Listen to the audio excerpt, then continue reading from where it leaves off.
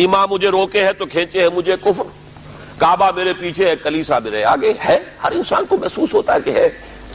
اب اس میں ہر شخص یہ سمجھتا ہے کہ اگر کوئی شخص با ہمت ہے، دنیا میں کوئی بڑا کام کرنا چاہتا ہے، ایک تو یہ کہ عام آدمی ہے، حیوانوں کی سطح پر بس اپنے تقاضے پورے کیے اور زندگی بسر کر دی، بتا دی، جس کو میں کہا کرتا ہوں کہ زندگی اس نے نہیں بتائی، زندگی نے اسے بتایا ہے، زندگی نے اسے گزارا ہے، اس نے زندگی نہیں گزاری۔ زندگی تو وہ شخص گزارتا ہے جو اپنا کوئی ہدف معین کرتا ہے، کوئی آئیڈیل، کوئی آدرش، کوئی نصب العین وہ اس کی زندگی میں ہے، جس کے لیے وہ محنت کرتا ہے، بھاگ دوڑ کرتا ہے، اس کے حصول کی کوشش کرتا ہے۔ اب جو شخص بھی اپنے سامنے کوئی ہدف رکھے گا، مقصد رکھے گا، آدرش رکھے گا، اسے جو کام کرنا ہے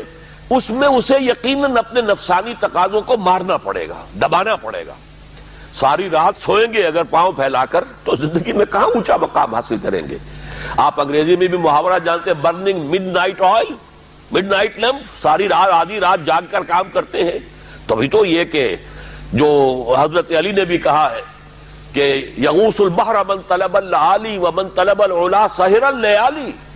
جو شخص چاہتا ہے کہ میں موتی سمندر کی تہہ میں سے نکال کر لاؤں تو اسے ظاہر بات ہے کہ اسے سمندر میں غوطہ لگانا پڑے گا۔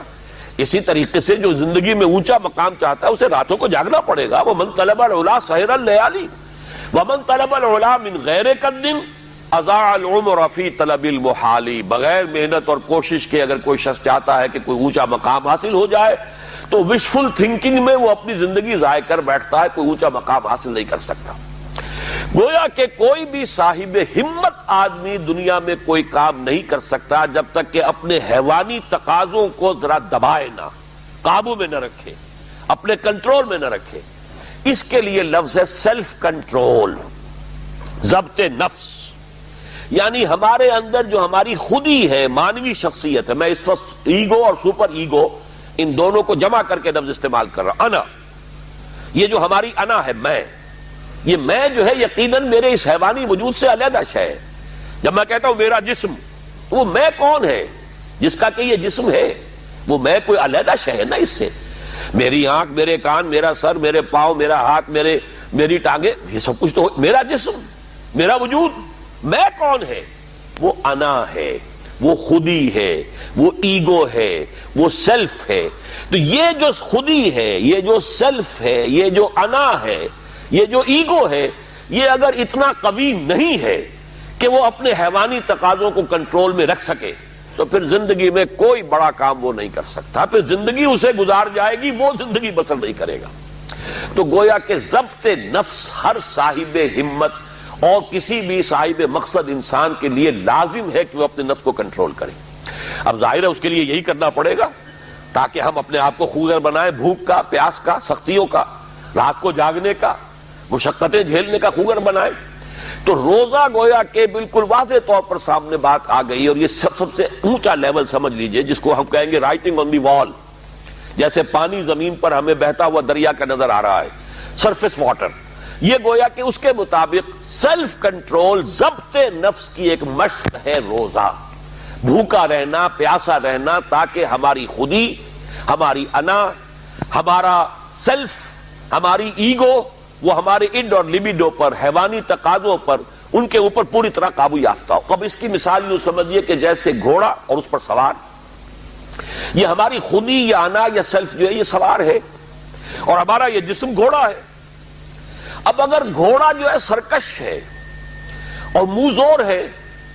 اور سوار کے قابو میں نہیں ہے، تو اس کا مطلب تو یہ ہے کہ سوار کی زندگی اس کے رحم و کرم پر ہے، جہاں چاہے گا پٹک دے گا، جدھر چاہے گا نکل جائے گا۔ لیکن اگر سوار جو ہے وہ طاقتور ہے، مضبوط ہے، گھوڑے کے اوپر اس نے قابو کیا ہوا ہے، اس کی دونوں رانے جو ہیں وہ بھی گھوڑے کو محسوس ہو رہی ہیں کہ میری پسلیوں کے اندر پوری قوت کے ساتھ ڈسی ہوئی ہیں، لہذا وہ گھوڑا جو ہے اب حکم مان رہا ہے اپنے سوار کا۔ تو اب یہ کہ انسان جو ہے اس سواری کے ذریعے سے اپنا جو بھی مقصد ہے، جو منزل ہے، وہاں تک پہنچ جائے گا۔ تو ہماری انا یا خودی یا سیلف، یہ ایگو، یہ ہمارا وہ سوار ہے جو ہمارے اس حیوانی وجود کے گھوڑے پر، مرکب پر سوار ہے۔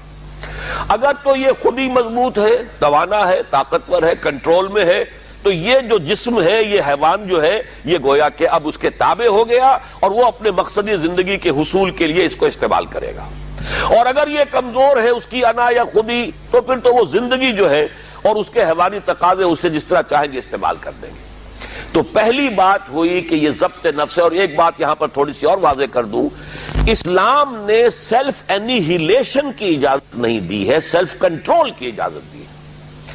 یہ جو راہبانہ تصورات رہے ہیں دنیا کے مذاہب کی جو تاریخ ہے، اس میں تو سیلف انیہیلیشن، اس نفس کو کچل دو کچل دو کچل دو۔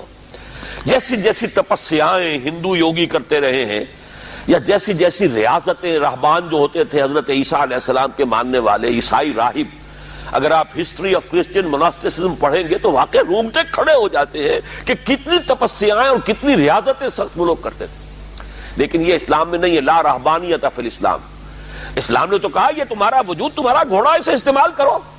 بس تمہارا کنٹرول اس پر ہونا چاہیے، تم اس کے تابع نہ ہو جاؤ، یہ تمہارے تابع رہے۔ یہاں تک کہ حضور نے حضرت عبداللہ ابن عمرو بن العاص رضی اللہ تعالی عنہما، ان کی ایک حدیث بھی ہمیں آج پڑھنی ہے۔ حضرت عمرو بن العاص جو ہیں وہ تو بڑے سیاستدان اور جرنیل، وہ تو اور طرح کے انسان تھے مزاجی اعتبار سے، اور یہ جو ان کے بیٹے ہیں عبداللہ ابن عمرو بن العاص، یہ انتہائی زاہد و عابد، انتہائی زاہد، ہر روز روزہ اور پوری پوری رات کھڑے ہیں نوافل پڑھ رہے ہیں۔ تو حضور کو جب معلوم ہوا، بلایا، یا عبداللہ اولم اخبر انک تصوم الدہر و تقوم اللیل، اے عبداللہ مجھے تو یہ خبر دی گئی ہے کہ تم ساری رات کھڑے رہتے ہو، نماز پڑھتے ہو، نہ تمہارا سروکار اپنے گھر والوں سے ہے، نہ بیوی سے کوئی تعلق ہے، نہ کسی اور سے ہے، اور پورا ہر روز روزہ رکھتے ہو۔ انہوں نے عرض کیا، بلا یا رسول اللہ، حضور ایسا تو ہے، کیسے انکار کرتے؟ فرمایا لا تفعل، ہرگز مت ایسا کرو، فإن لنفسک علیک حقا، ذرا یہ حدیث کے ان الفاظ کو نوٹ، تمہارے نفس کا بھی تم پر حق ہے۔ اس نفس کو کچلنا نہیں ہے، اس کو کل نہیں کرنا ہے، سیلف انیہیلیشن نہیں ہے، اس کا بھی حق ہے۔ تمہارا حق ہے کہ تم اپنے نفس کو تغذیہ بھی فراہم کرو، تقویت بھی دو، اس کے تقاضے پورے کرو، اس کے لیے مناسب وقفہ آرام کا بھی رکھو، یہ نفس کے بھی حقوق ہیں۔ وَإِنَّ لِنَفْسِكَ عَلَيْكَ حَقًّا وَإِنَّ لِزَوْجِكَ عَلَيْكَ حَقًّا وَإِنَّ لِزَوْرِكَ عَلَيْكَ حَقًّا، تمہارے نفس کا بھی تم پر حق ہے، تمہاری بیوی کا تم پر حق ہے، تمہارے جو بھی آنے والے ملنے والے ہیں، وزٹرز ہیں، زیارت کرنے والے، ان کا بھی تم پر حق ہے، تو سب کا حق ادا کرنا ہے۔ تو اس نفس کا بھی حق تو ادا کرنا ہے، لیکن اسے کنٹرول میں رکھنا ہے۔ تو پہلی بات تو یہ سمجھ میں آئی کہ صوم ایز سچ، ابھی رمضان کا ہم نے کوئی تذکرہ نہیں کیا، یہ صوم جو ہے کھانا پینا کچھ عرصے کے لیے روکنا، کچھ اور اپنی خواہشات پر قدغن لگانا، یہ گویا کہ ایک ایکسرسائز کے طور پر سامنے آئی سیلف کنٹرول کے لیے۔ لیکن اس سے اگلا مرحلہ آتا ہے، اگر یہ ایکسرسائز میں نے خود معین کی ہوتی تو اس کا مسئلہ کچھ اور ہوتا، لیکن چونکہ یہ ایکسرسائز جس کا نام صوم ہے یہ اللہ نے فرض کی ہے، گویا کہ اگر میں کچھ نہیں کھا رہا ہوں تو اس لیے نہیں کھا رہا کہ اللہ کو اس کا کھانا اس وقت پسند نہیں ہے، میں اگر نہیں پی رہا ہوں تو اس لیے نہیں پی رہا کہ اللہ کی طرف سے اجازت نہیں ہے، میری منقوہ بیوی موجود ہے لیکن میں اگر اس سے اس وقت ہم بستر نہیں ہو رہا تو اس لیے نہیں ہو رہا کہ میرے رب کا حکم نہیں ہے۔ گویا کہ اب یہاں کیا معاملہ ہوا کہ خودی کو مضبوط کرو لیکن پھر اسے خدا کے سامنے جھکا دو۔ یہ جب انسان کی خودی مضبوط ہو، پہلا مرحلہ تو یہ ہے، اگر آپ کی خودی مضبوط نہیں ہے اور ایاک نعبد و ایاک نستعین، اندر سے نفس کہہ رہا ہے کہتے رہو تم ایاک نعبد و ایاک نستعین، میں تو نہیں مانتا حکم، تم جھک بھی گئے ہو رکوع میں، تمہارا جسم تو جھکا ہے، تمہاری مانوی شخصیت تو اکڑی ہوئی کھڑی ہے، وہ جھکنے کو تیار ہی نہیں۔ وہ جو کہتے ہیں مولانا روم کہ نفس ما ہم کم طرف فرعون نیست لیکن اورا اون ایرا اون نیست، میرا نفس بھی فرعون سے کوئی کم تو نہیں ہے۔ فرعون نے کہا تھا الیس لی ملک مصر، کیا مصر کی بادشاہی میری نہیں ہے؟ وہذہ الانہار تجری من تحتی، اور یہ سارا اریگیشن سسٹم میرے کنٹرول میں، جس کو چاہوں پانی دوں، جس کو چاہوں روک دوں۔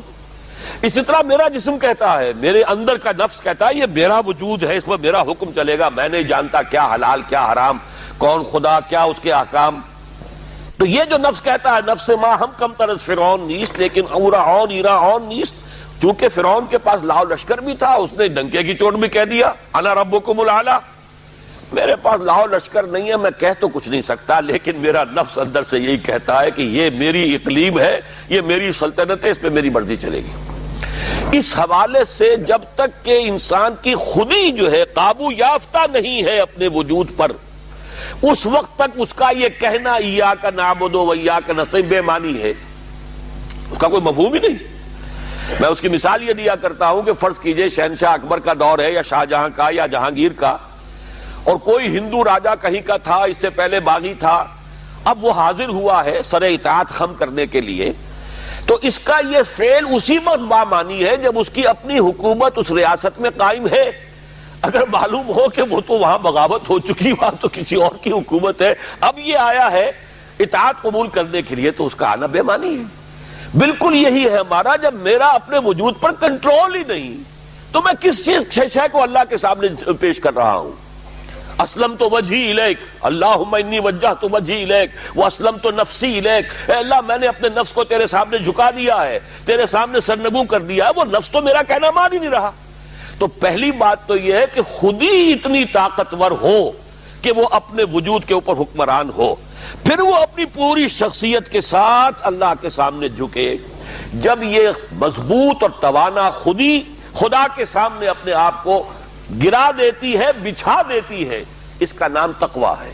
اللہ کا تقویٰ۔ وہ کیفیت نفس کی جس میں ایک یوں سمجھیے وہ شخصیت جو سپلٹ نہیں ہے، جو کہ آرگینک ہول کی حیثیت سے یہ ایک شخصیت ہے، اور اس کے اندر اس کی خود ہی جو ہے حاکم اور حکمران ہے،